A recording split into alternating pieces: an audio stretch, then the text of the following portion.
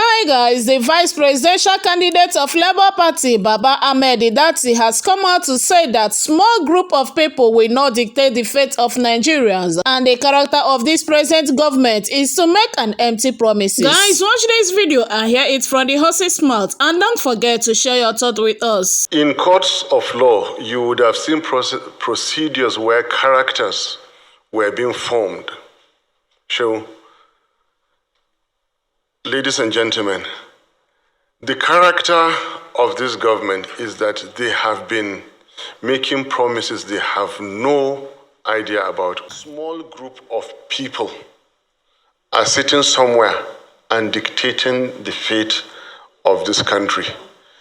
You will not have, IREV will not work. We will give you the results to go, amend the results, go to the collation center. When the collation center chairman is ready to review, we give him the IREV figures which we have tallied with the fake results given. This is it. Only early this month, there was natural disaster. There was earthquake in Turkey. The president has sworn to rebuild it. Last year, there was earthquake in South Africa. They are rebuilding. These are natural disasters. Human disasters are when you have one individual destroying the future of hundreds of millions. They are worse than tornadoes, most powerful tornadoes. They are worse than earthquakes. 60,000 people died in Turkey. Remember, 800,000 people were killed in Rwanda. One individual brought Somalia to its knees. One individual brought Iraq, an ancient civilization, to its knees. One individual brought Libya to a sorry state. We have individuals who have amassed wealth and think they can, in the Eagle Square, disgrace citizen number 1, citizen number 2, citizen number 3, because they have millions of dollars to spend on state governors. And they will come out, hold INEC, control the security, control the judiciary. That is why they are telling you go to court. People are afraid to mention courts in civilized societies. The moment you mention court, he will say, okay, what do you want? That is the truth of the matter. We are heading, like I told you, when everything is at stake, and right now everything is at stake. My country is at stake. So I'm ready to deploy everything I can within the Constitution, not to let this happen. Real peace is not the absence of violence. It is the presence of justice. We cannot continue to make the job of those destroying Nigeria easy. Each time we come out to tell Nigerians, calm down, let it pass, the more we tell Nigerians to be peaceful, the more the bad elements perfect their instruments and systems of corruption, of constitutional and legal abuses. For how long are we going to continue to do that? In the most advanced democracies, you have human beings chaining themselves to highways because toxic materials are being transported through their territories. This is legal. This is constitutional. This is not violence. Only 2 months ago in Germany, you saw people, environmentalists protesting against coal mines, have stayed there in excess of 6 months until the court ruled against them. The police moved in to remove them from occupying that place. And this is legal. For how long are we going to tell Nigerians continue to sit down and be cheated? You are being cheated. Allow yourselves to be cheated because you are Nigerians. It doesn't make sense. And you, the bad elements, continue to do because Nigerians are going to be patient. Governments have fallen in Africa because of the price of bread went up. The entire Arab world, 11, 12 years ago, went up in crisis because a young man burned himself in broad daylight. Anybody waiting to hear call to arms from ourselves will never hear it. We're peaceful people. He will never hear. Anybody who wishes to change what we are saying, what I am saying, is welcome to try it. I will never call for violence. I will continue to say that democracy belongs to the people who can practice it. Good governance belongs to the people who can demand it. Dividends of democracy belongs to those who can take it. It is left for Nigerians to do these things I mentioned. There is nothing unconstitutional, nothing illegal about the gentleman you mentioned on the street and millions joining him. After all, what is being done about the illegality that we spoke about?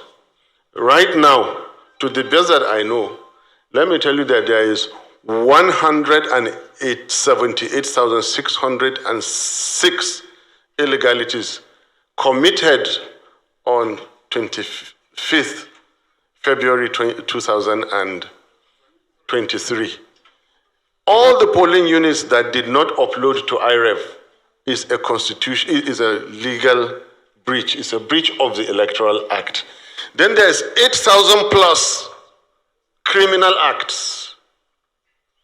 Any polling ward or collation officer that violated sections 64, 4, and 5, because it states clearly, he or she shall only enter after having verified from the beavers directly transmitted. These are constitutional breaches. These are legal breaches. This is what Nigerians should be after, not about Nigerians demanding their rights. It is not violence if Nigerians serve notice, come out peacefully. It is not violence. It is not any break. You cannot tell Nigerians to sit down and watch everything go down the drain. This country is too beautiful, is too blessed. I'm sure most of us have lived in other countries and come back to Nigeria because Nigeria is too good. And that is why I said, when all is at stake, as we have now, people like me are ready to deploy all constitutional means to see that we take back our country. I like what Governor Okowa said. The gentleman, Mahmoud Yakubu, he is an exalted common civil servant. And this is a technical description I'm giving with due respect. He has no powers to break law. He has no powers to make laws. What INEC chairman has been doing, he has been making laws by deciding to continue with legal breaches. I repeat, what INEC has said is that, yes, we've heard you. The laws have been broken. Please resume your seat. Like they said to Ihedioha. Resume your seat, we've heard you. We are going to continue to break this law until we finish breaking the law and announce a government based on illegality. Then we'll come back to you. And your question, you're asking me that Nigerians should not dress with, we should not come out without a t-shirt, or market women should not, and we should tell them not to? Hell no.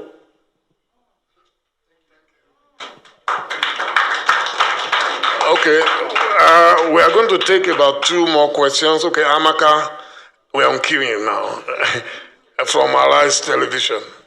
Good afternoon, gentlemen. Good afternoon, my colleagues. My name is Amaka Ude Walker. I report for Arise News.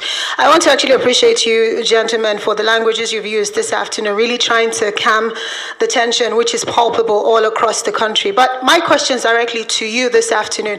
I have just returned from the APC where they had a presser there, the spokespersons had a presser, and Festus Keyamo in particular says, what your parties are demanding for are alien to the law, and if it goes ahead, that if INEC goes ahead with cancellation like you are demanding, it will result to abortion of democratic practices. I am giving you their exact words this afternoon, and of course we even heard someone said it's even treasonous if the INEC chairman attempts to do that. And this is two opposing views. You have yours and they have theirs. And it's up to the INEC chairman who we're waiting for to respond and see which way forward. But my question to you this afternoon is, if he refuses your demand, which is cancellation number one, aside from his resignation, which you have called for, what next for your parties? That is my question. Thank you. I listened carefully to the names you mentioned. If Tinubu speaks, if Shetima speaks, we'll respond to them. Governor Okowa and my humble self will never join issues with those people. Then your second question as to what next, I relate what you asked to what the gentleman asked and my long, laborious answers. Nigeria belongs to who? To Nigerians. What did I say about democracy? It belongs to those who can practice it.